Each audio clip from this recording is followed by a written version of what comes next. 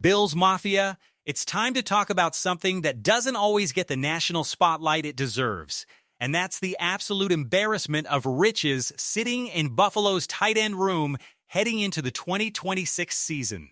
While everyone else in football spends their offseason chasing splashy receiver names and marquee free agent signings, the Bills have quietly assembled what might be the single best tight end group in the entire NFL, and the tape from last season backs that claim up completely. But there's also one significant question mark hanging over this group. A player whose talent nobody disputes, but whose availability has become the defining storyline of his career. Today we're breaking all of it down, the reasons to be thrilled, the one real concern, and a handful of fascinating subplots worth tracking as training camp approaches. Let's start with why this group should have every single Bills fan genuinely excited. In 2025, Buffalo's tight ends combined for over 1,200 receiving yards, the second most produced by any tight end room in the entire NFL, trailing only the Arizona Cardinals, who built their entire offensive identity around getting the ball to Trey McBride as often as humanly possible. On top of that, Buffalo's tight ends combined for a dozen receiving touchdowns, the third highest total in the league behind only the Rams and the 49ers. This isn't a fluke or a product of one player carrying the group. This is a genuinely deep, genuinely talented trio in Dalton Kincaid, Dawson Knox, and rookie standout Jackson Hawes, and the way their respective skill sets complement each other is part of what makes this room so dangerous. Let's talk about Dalton Kincaid first, because when healthy, there is no denying the caliber of receiving talent he brings to this offense. He's a tremendous route runner who threatens defenses at every level of the field, dynamic with the ball in his hands, capable of breaking and forcing missed tackles after the catch, with strong hands and natural ball skills, and a real vertical element to his game that most tight ends simply don't possess. His efficiency metrics in 2025 were genuinely elite. He finished as the most targeted tight end in the league on a per-route basis, which tells you exactly how much Josh Allen trusts him whenever he's actually on the field running routes. And here's the piece of this story that doesn't get nearly enough attention. The chemistry issues between Kincaid and Allen that were such a major talking point entering last season were genuinely fixed. Among the 41 tight ends who ran at least 200 routes in 2024, only 69% of the targets thrown Kincaid's way were catchable, the worst mark in the entire league. In 2025, that number jumped to 90%, the 13th highest catchable target rate among qualifying tight ends. That's a 21 percentage point improvement. And it represents Allen and Kincaid genuinely getting on the same page after a rocky start to their working relationship. When the ball was catchable and Kincaid was on the field, his production was outstanding. This is year 4 for him, and there's real money on the line, with Kincaid standing eligible for a contract extension after completing 3 NFL seasons. The receiving talent is undeniable. The Bills know exactly what they have when he's healthy and available. Dawson Knox is the second piece of this puzzle, and his return to Buffalo for another season matters in ways that go beyond pure statistics. He's Josh Allen's longest tenured skill position teammate, and that kind of continuity and trust matters in ways that show up specifically in big moments and postseason production. But structurally, what Knox provides for this offense is critical in a different way. His ability to play as a true inline tight end frees Kincaid up to operate from the slot and out wide, where his receiving skill set shines brightest, and it amplifies what Jackson Hawes can do as well. When the Bills want to go heavy personnel and run the football, having both Knox and Hawes on the field at the same time is a genuine schematic advantage. Knox finished 3rd on the entire team in receiving yards last season, on a team that ran a top 6 scoring offense in the NFL, all while also serving as a security blanket option whenever Kincaid wasn't available due to injury. He's a force multiplier for this room, not just a complementary piece. And then there's Jackson Hawes, entering his 2nd season after an absolutely outstanding rookie debut. He quickly established himself as one of the premier blocking tight ends in all of football, and watching him work is genuinely entertaining for anyone who appreciates technique.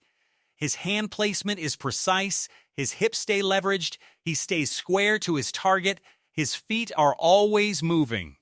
And he plays with real controlled power and a mean streak that scouts love to see from a blocking tight end.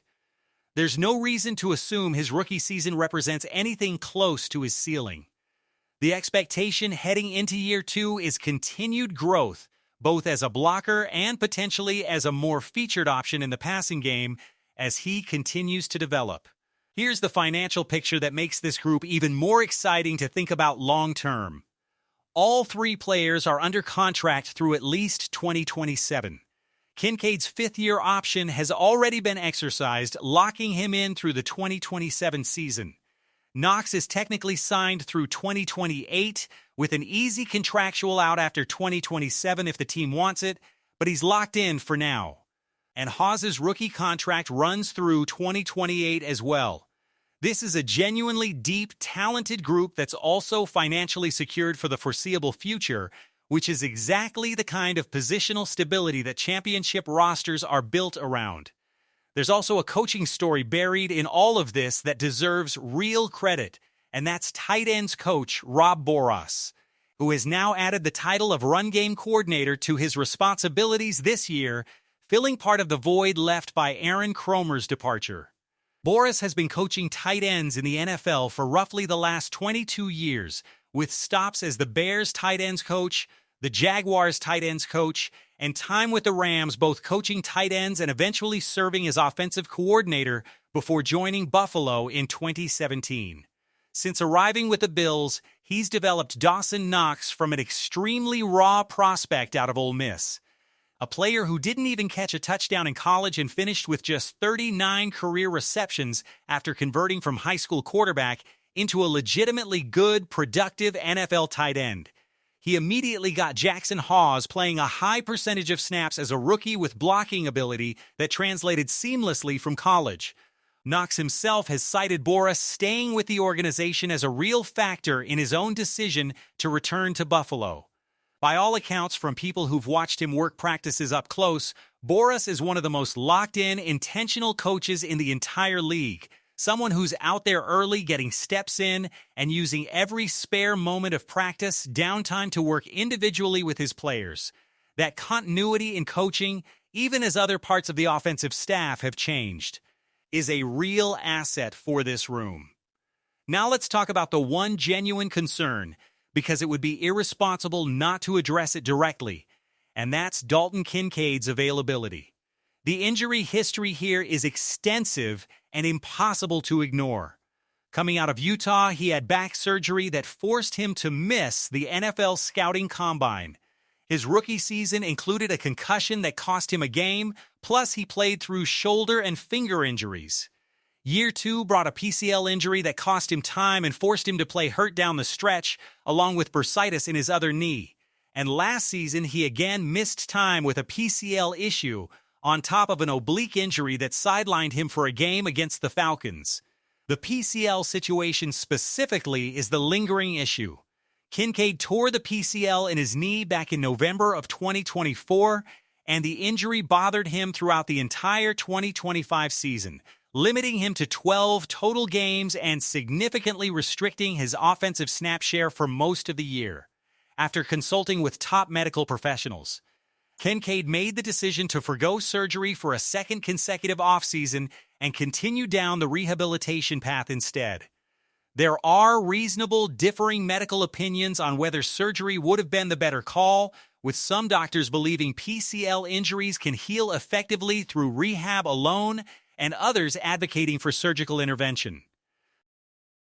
But this is fundamentally Kincaid's decision, made in consultation with the medical experts who have actually examined his knee directly, and secondhand opinions from outside that relationship carry limited weight on a decision this personal and this medically specific. Here's why this matters so much for what this offense could become. Imagine a full 17-game season of a healthy Dalton Kincaid. Based purely on his efficiency numbers when available, He's right there with names like Brock Bowers and Trey McBride as one of the most productive tight ends in the entire league on a per-target basis. The gap isn't talent, it's volume. Going from 60 targets across a partial season to 110 or 120 targets across a full healthy season would be transformative not just for Kincaid individually, but for this entire passing attack. Josh Allen clearly trusts him and wants to get him the football. The only variable is whether his body cooperates long enough to let that happen. Now let's get into a few things worth genuinely watching as camp and the preseason unfold. First, the timeline on a potential Kincaid contract extension. He's signed through 2027, so there's no urgency forcing the Bills' hand, but there's always an incentive to get ahead of these deals before the price tag climbs further, especially for a player whose per-target production is this strong when healthy. What would that extension look like? A significant overall figure with a relatively conservative guarantee structure given the injury history is one realistic shape that deal could take, something the recent Christian Watson contract in Green Bay offers a useful comparison point for. Whether Kincaid and his camp would accept that kind of structure remains to be seen. Second, Dawson Knox's role this season is genuinely worth monitoring. He finished third on the team in receiving yards last year, but a meaningful chunk of that production was likely a byproduct of Kincaid's limited availability, opening up more targets. With the Bills having added DJ Moore to the receiver room this offseason, does that eat into Knox's receiving opportunities even further? Will he settle into something closer to 30 targets, or does he maintain a role closer to 50 or 60? That range matters enormously for how this passing attack distributes the football. Third, Jackson Hawes' continued evolution deserves attention. Nobody should assume his rookie season represents the ceiling of what he can become, especially as a blocker. There's also a fascinating subplot involving whether his role expands to include some fullback reps, given that the Bills are searching for fullback competition behind departed veteran Reggie Gilliam. Offensive coordinator Joe Brady has made clear the team isn't going to roster a fullback just for the sake of it, that any player at that spot needs to genuinely earn the roster spot. Hawes has the physical tools that could translate to fullback duties, but there's a real coaching question about whether asking him to learn an entirely different blocking angle and footwork profile out of the backfield is worth pulling him away from what he already does at an elite level as an inline blocking tight end. And finally, the question of roster construction. The Bills have historically kept 3 tight ends on the active roster. Given how heavily this offense leans on multiple tight end personnel groupings, is there a world where they carry 4 this year, especially if they don't keep a traditional fullback? The 2 candidates for that 4th spot are Kaleki Latu, a more traditional inline blocker without much dynamic receiving ability, and Shane Zylstra, a genuinely interesting receiving-oriented tight end whose skill set profile is closer to Kincaid's than anyone else in the room. Zylstra is 29 years old, a 2020 undrafted free agent out of Division II Minnesota State who left college with school records in catches, yards, and touchdowns, finishing with 227 catches for over 4,000 yards and 54 touchdowns. He bounced from the Vikings to the Lions practice squad and spent 5 seasons in Detroit, battling injuries including a season-ending knee injury in 2023 and an ankle injury that cost him significant time in 2025, but playing in over 40% of Detroit's offensive snaps once healthy down the stretch last year.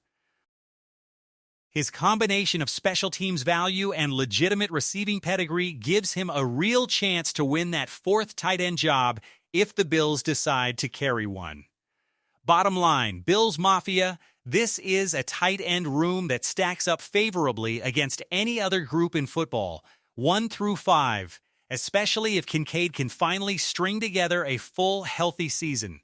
The tight end position across the entire NFL is undergoing a genuine renaissance right now, with a record number of tight ends drafted in 2026 and teams around the league throwing real money at the position in ways that simply weren't happening a few years ago. Buffalo, alongside Seattle and the Rams, has been at the tip of the spear of that movement, building around the position rather than treating it as an afterthought, and the results from last season prove the approach is working. That's our full breakdown heading into training camp and the preseason. Make sure you're subscribed, and we'll be right back here every single day with more analysis as we get closer to football season. Go Bills, and I'll catch up with you again real soon.